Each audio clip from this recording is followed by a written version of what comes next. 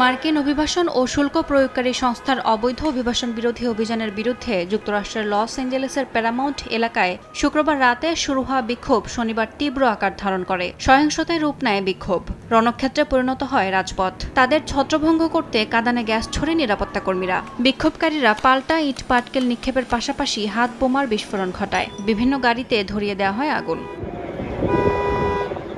আইসিই অভিবাসন অভিযানে ৪৪ জন আটক হওয়ার পর শুরু হয় এই উত্তেজনা। লস অ্যাঞ্জেলেসের বহু বাসিন্দা অভিবাসী। মার্কিন আদমশুমারি অনুযায়ী শহরের ১/৩ বিদেশে জন্মগ্রহণকারী।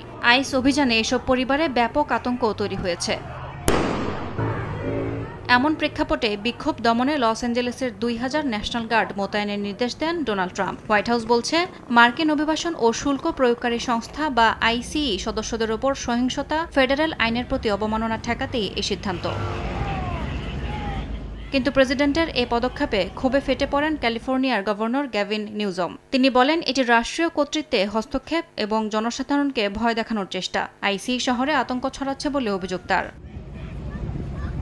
এদিকে ট্রাম্প প্রশাসন ক্ষমতায় আসার পর থেকে প্রেসিডেন্ট ও তার সাবেক বিশেষ সরকারি কর্মকর্তা ইলন মাস্কের নানা সিদ্ধান্ত ঘিরে সাধারণ মানুষের মাঝে অসন্তোষ তৈরি হয়। এরই ধারাবাহিকতায় নিউ ইয়র্কের একটি টেসলা শোরুমের সামনে শনিবার জড়ো হন কয়েক ডজন প্রতিবাদকারী। ব্যানার হাতে স্লোগানে মুখর তারা সরাসরি অভিযোগ করেন, ইলন মাস্ক ও প্রেসিডেন্ট ট্রাম্প এইচআইভি প্রতিরোধে আন্তর্জাতিক কার্যক্রমে ব্যাঘাত ঘটাচ্ছেন।